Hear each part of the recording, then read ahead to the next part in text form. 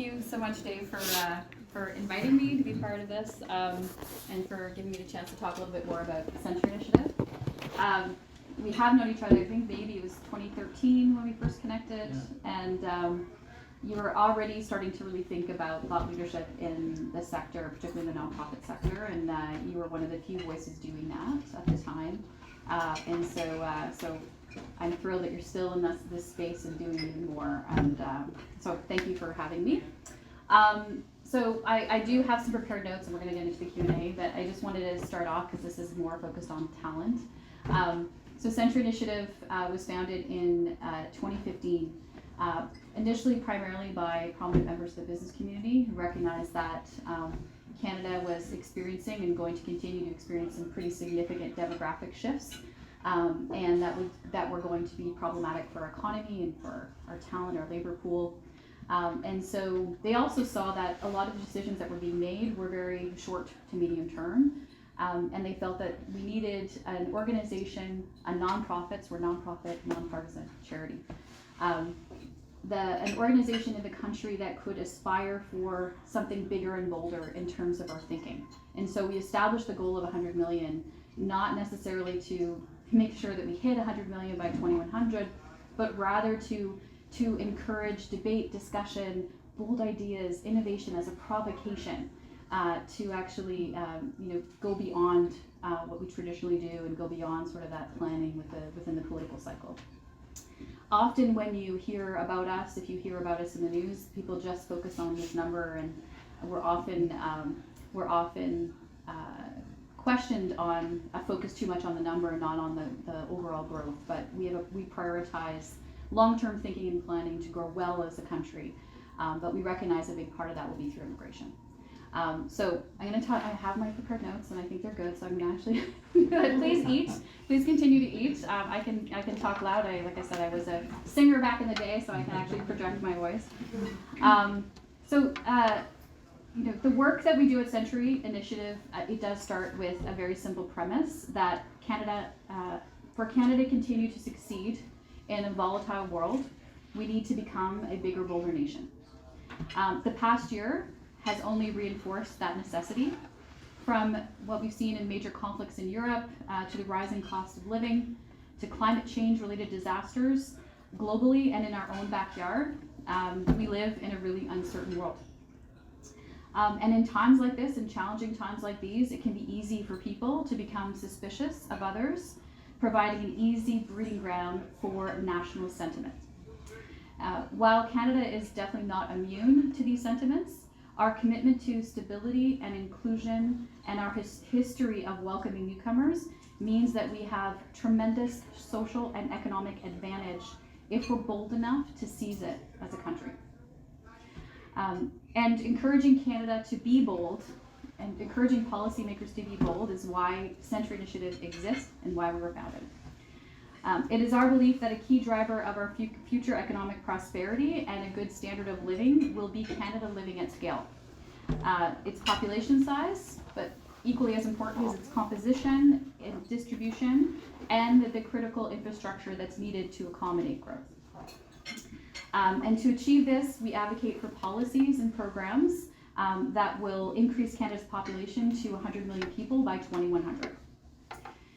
So why 100 million? Because a population of 100 million would reduce the burden on government revenues to fund healthcare, old age security, and other services. It would mean more skilled workers and potentially more innovation and entrepreneurship in the Canadian economy. From an international perspective, the simple fact that countries that are bigger that are more prosperous, economically prosperous, are better able to advance their interests. And from a global security perspective, than smaller countries. Immigration, just given the demographic shifts, immigration will be the central driver of growth in Canada to achieve this target. However, it's not enough to simply welcome more people. We also need to develop and implement policies to maintain this growth in a way that allows immigrants, once they are here, to succeed, while ensuring that the benefits of growth are also shared amongst all Canadians, so that while we grow, no one is left behind.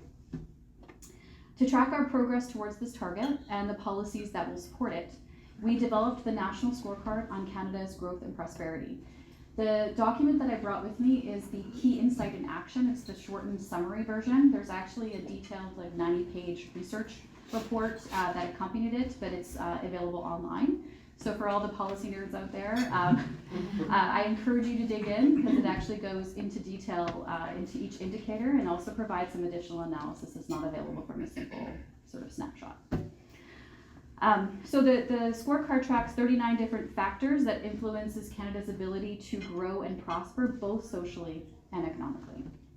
This is the third year that we've produced it, and I'm happy to report that for the first time, Century has assessed that Canada is on track to achieve 100 million people by 2100. But there's also some worrying signs in the data, areas where progress is slipping, where we're falling behind, and that could harm our ability to continue to grow successfully. The first is that our investment in infrastructure has declined in recent years and stagnated overall.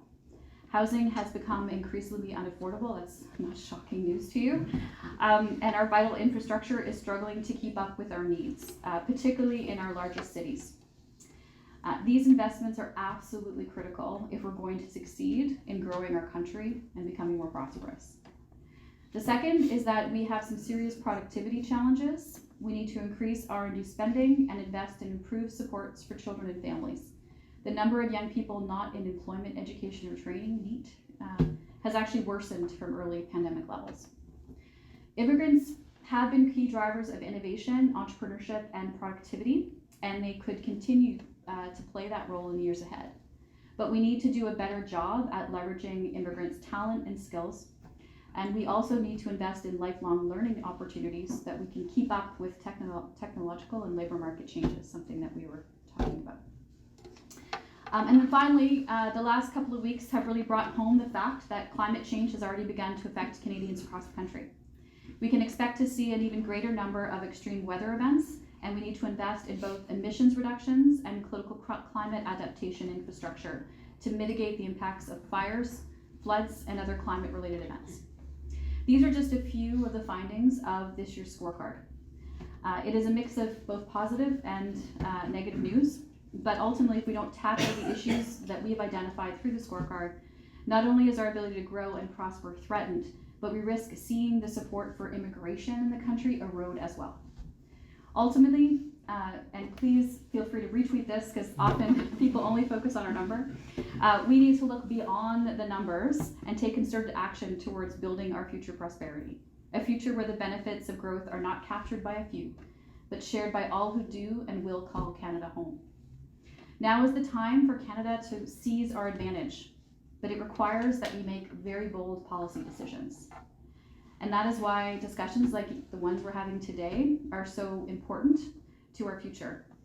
Addressing our infrastructure challenges, investing in productivity, and mitigating the impacts of climate change are all important steps in building a bold and prosperous future for the country. Thank you again for your interest, and I look forward to the discussion that we're going to actually have. Thank you, Lisa. Appreciate that.